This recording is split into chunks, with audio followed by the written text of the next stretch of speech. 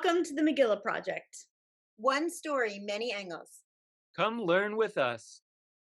As a child, my favorite copy of Megillat Esther was one that Arthur Szyk drew in the 1950s.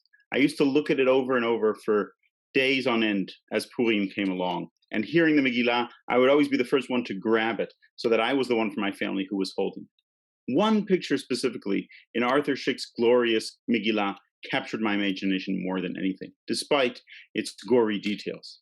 In it, Arthur Szyk draws himself writing a Megillah as he looks at Haman hanging on the gallows. There, on those gallows, with an insignia of the swastika, lies Haman, and it seems that he's actually drawing Hitler. What does it mean for an artist to draw himself inside a book of the scroll of Esther? For me, this picture epitomizes everything that Jewish study and commentary is about.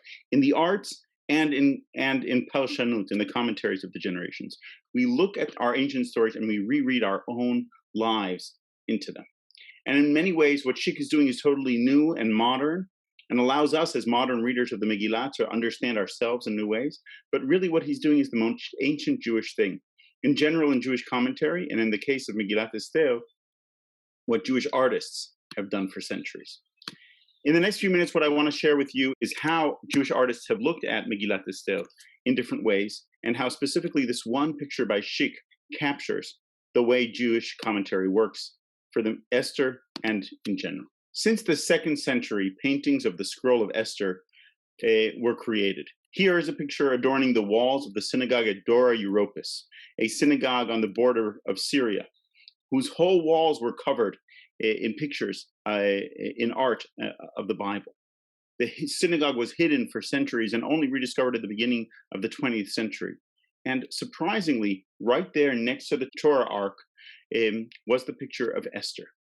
Hundreds of years later, Renaissance artists loved drawing pictures of Esther. Here's one famous one of Mordechai and Esther writing the Megillah.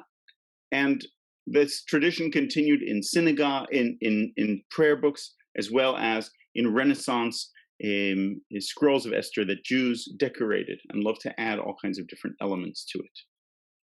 And one of my favorite ones is the humoristic Megillah, where you can see Haman's daughter pouring a whole pail of sewage on Haman's head.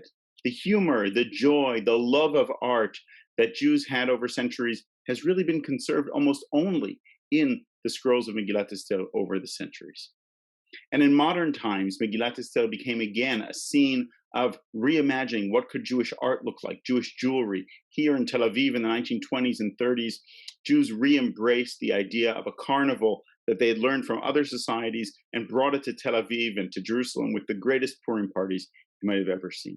Each artist reveals his own reading of the text in light of contemporary understandings, often allowing current events to be insinuated or echoed throughout the works of art. Choice of clothes, facial depictions, and contemporary regal paraphernalia are all brought into play as artists mix image and metaphor in their personal midrash of the traditional verses. Yet what is quite rare is for a single artist to create two very different versions of the same scroll. And that is exactly what Arthur Szyk did. Szyk, born in Poland in 1895, and himself a renowned Jewish artist, published in 1925 an artistic rendition of Megillat Esther. In this illuminated version inspired by Orientalistic art, the exhibition of medieval Persian miniatures and ancient ecumenic architecture, Szyk created rich and colorful images. Following the scroll of Esther's obsession with thick description of cloth and architecture, his paintings are devoted to the intricate recreation of the white and blue linen, the fastened with cords of white linen and purple material to silver rings on marble pillars, or in the Hebrew of Megillat Esther, חור, כרפס ותכלת אחוז וחבלי ווץ וארגמן על גלילי כסף ועמודי שש. Looking at Szyk's picture, you can literally feel yourself sitting in Achashverosh's palace, just as the Megillah wanted us to imagine. In this volume, Haman is described without much pathos, often hard to distinguish him from the other characters in the scroll. Rather, the scroll becomes an opportunity to depict a chapter in Jewish history full of rich visual images and finery, with the historical and ethnic drama as mere background. Arthur Szyk escaped Europe in 1940. and survived the Holocaust in New York, devoting many illustrations to protesting the Nazi regime and World War II in American newspapers. Yet in the years after the Holocaust, he returned to the studio and created a new second scroll of Esther. Created on American soil during the years following the Holocaust and completed in 1950, a year before his death, we encounter a strikingly different artistic interpretation. This time, the romanticism of Oriental imagination becomes the backdrop, whereas the drama of an orphaned Esther and her strikingly Jewish cousin Mordechai are pitted against a repulsive and dangerous Haman. Significantly, as we've seen, Haman is adorned with Nazi swastikas and the SS skull and bones insignia. And there, the picture that we started with, in the crowning scene of the scroll, atop the verse describing the hanging of Haman, Vayitlu et Haman al ha'etz, asher hechin leMordechai, there Schick breaks the fourth wall and depicts himself, the modern artist, with a French beret on his head, writing a scroll of Esther in the traditional fashion of stam writing. Above him hangs Haman, two swastikas prominently displayed on his clothes, hanging from the gallows. In one hand, Schick is writing out the traditional blessing recited at the end of the ritual reading of the scroll of Esther, describing God Almighty as the one who gives his people Israel repayment for all their opponents.